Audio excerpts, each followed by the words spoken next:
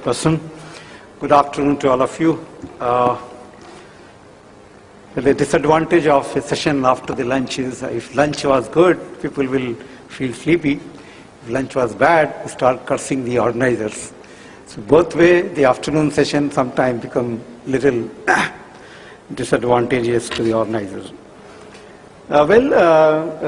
My topic of my presentation is the Higher Education in India, current initiative and future challenges, and I'll be covering both the initiative which UGC has taken up, and also will bring certain initiative for the partnership with the private. And I hope I'll finish in 20 minutes allotted time. This is outline of the presentation, the mandate of University Grant Commission, the higher education scenario in the country, UGC initiative in enhancing access and equity and quality, and future roadmap for the higher education. This is a very famous picture of way back in 1953, 28th December, when the University Grant Commission was established. And look at the picture, you can see the Abdul Kalam Azad was that time education minister. He is chairing this meeting, first meeting of the UGC, and the Pandit Jawaharlal Nehru, the then Prime Minister, standing, sitting by side of the Minister of Education. That used to be the standard of education when it started from that so much regard and respect is given to the person who is chairing the session. Even though he may be lower in stature in terms of. There are four main mandates of UGC. First is, in fact, this mandate comes from the Indian Constitution, where when the education was brought in the concurrent list, there is an entry in the Constitution, where it says that this Union government has a role to maintain the standard of the education. And so therefore the first mandate is maintaining the standard of teaching, examination, research. Teaching, examination, research. There are three areas of higher education.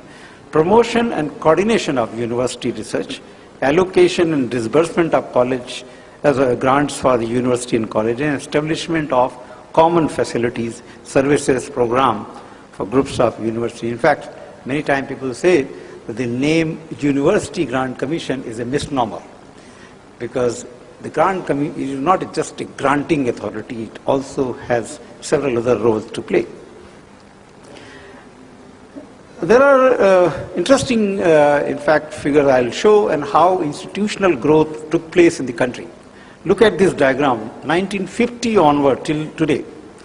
The higher education, in fact, until 2000, the higher education was growing with a very slow slope. You can see that very gentle slope it had till 2000, and then onward, you can see a sudden jump in this figure, showing both in terms of number of universities and colleges. And one wonder what happened during that time. It was the private institution, the private universities and the colleges that grew in number, and that made this kind of jump possible. In fact, today if you look at the total number of higher education institutions in the country, there are 700 degree awarding institutions in the country. A total number of universities are around 620. In fact, there's some addition recently also. Central University 43, State University 298, deemed to be university 130, private university 149, and total number of colleges are more than 37,000. State-wise, if you look at the number of universities, the highest number is, of course, Uttar Pradesh.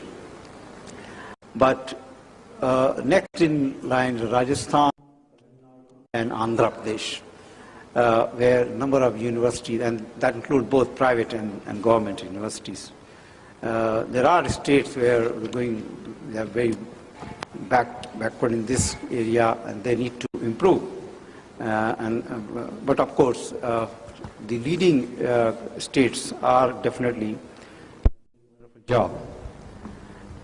If you look at student to institutional growth, the institutional enrollment has also increased dramatically post 2000, and that again maximum share came from the private sector. Interesting part is that, in fact, when we are talking about the women equity in this country, the number of girls enrollment has also dramatically improved post 2000, and in fact, as on date, there are 8,672 girls enrollment. 8,06,022 that is there in the country. The state-wise student enrollment, if you look here also, the highest enrollment is in Uttar Pradesh. Next come Maharashtra, and Andhra is at number 3. So the student enrollment is also as some of the states have done good jobs. Again, if you look at the graduate level, the maximum enrollment took place at the graduate level. Next comes postgraduate, and then diploma and the research. I must mention here that the research is one area which University Grant Commission is now focusing on in the 12th plan. If you look at, only 1% of the total enrollment is in the research. The government is committed to increase the allocation of funds for the research. In fact, as on date, the total allocation of fund for the research in the country is about 0.94% of the GDP. And we need to increase it to 2% to become comparable to the rest of the leading countries in the world. Faculty-wise enrollment, if you see that, again, there is a difference between the boys and girls, but overall, the number of enrollment is maximum in arts, then comes engineering, and then science, and then the commerce, and then rest of the field.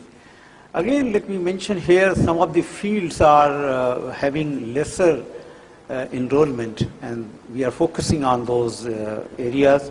For example, veterinary science, agriculture, in fact, law.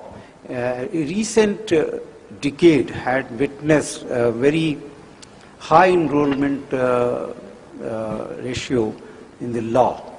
In fact, many students are moving towards law, leaving science and the arts. Well, this is already covered in that the overall enrollment ratio, gross enrollment ratio in the country, as on date, is about 18.4%. And this has improved a lot during the past 11th year plan and also 10th plan.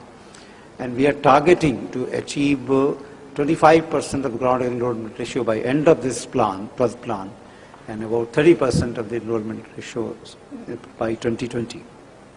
And all these things, we are very conscious about this, this kind of fact that the enrollment ratio will increase only by the involvement and the cooperation of the private sector. Otherwise, this dream is not going to be achieved that easily.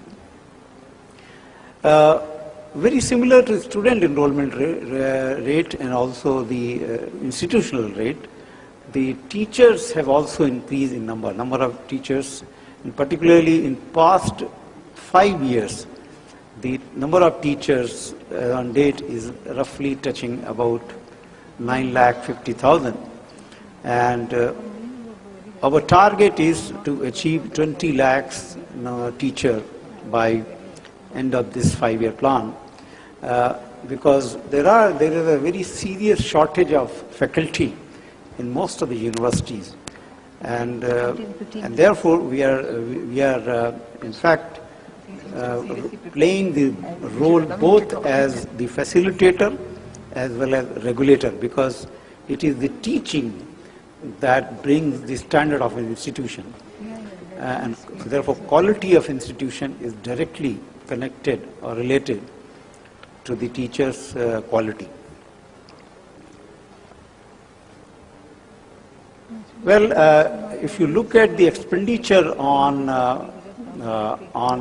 education, in fact, the higher education get only 32%. Maximum fund goes for elementary education and secondary education. There has been some growth taking place in the education expenditure in the country, but we need to make much more than this. You know, there are three main focus areas of higher education in the country. And this makes India different from most of the developed countries, which are actually focusing mostly on the access and the quality or excellence. Where India is a country with diversity. We have all kind of caste, creed, religion, region. We have different kind of level of economic levels in the country of the people. And therefore, equity is mandatory for us to create the level playing platform. And therefore, the access, equity, and excellence, all three together have to be kept in mind while enhancing the educational infrastructure as well as the enrollment in the country. And there are many such initiatives which we have taken. I'm not going to elaborate on those, but it's important that we are in fact bringing our schemes very carefully, that when we are trying to increase the access, it must be able to address the equity. And the equity, when we are talking about, we're talking about those unprivileged class and the community, the scheduled caste, scheduled tribe, minority. Also, we are addressing women to the great extent so that all of them get the opportunity in the and get the share in the higher education. We're bringing large number of fellowships. In fact, these fellowships are in fact not only in number of schemes, but also in each scheme we are increasing the number so that more and more students get the advantage of this thing. Recently we started a fellowship, Rajiv Gandhi Fellowship for disabled students.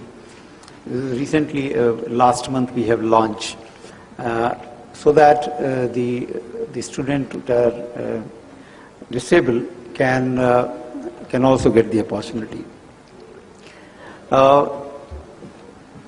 There are initiatives towards quality and excellence, and also I am not going to elaborate so many of them. We started this special assistant program. Number of universities and colleges are participating into that. Academic Staff College, in order to bring excellence in terms of teachers' education, we have set up Academic Staff College at 66 locations. We are going to increase to 100 by end of this 5-year plan. Large number of autonomous, 450 around autonomous colleges there. We're going to increase them, provide them autonomy, and also provide them additional funds so that they can use it for the benefit of the scene. Number of research projects, programs, minor, major, awards, and several things we have launched so that the quality of education improve through these programs, and teachers training improve through this thing. We brought out these two interesting initiatives, joint appointment and student entitlement. And I'm not going to elaborate joint appointment system. I just want to mention that a teacher working in the university can go and work in the lab, research lab, and the vice versa. The research lab scientists can come and teach. So we have a regulatory mechanism, and again, there is no time to elaborate, but we have now brought out an improved API norms, and this is going to be helpful for many teachers in the country. We are forging several collaboration at the international level. several support systems have been created, and these are all available on our website. Several institutional improvements are there. Systemic changes are being brought. Electronic repository, EPG, Pathshala, etc. are the new ICT program which we have brought in. In the future roadmap, we have several programs. I think I can skip some of them and come to, as I mentioned, internationalization of higher education. We are bringing several new initiatives, and they are all will help many students and teachers and researchers in this country.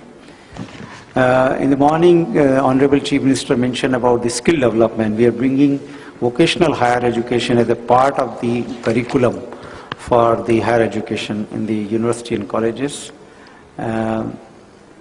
School education also we are building as a part of the university education. All the central universities have been asked to start school as a part of their system of education. There are two recent responsibilities which have been entrusted to us, and this is the Distance Education Council. So far it was being governed by the IGNOU.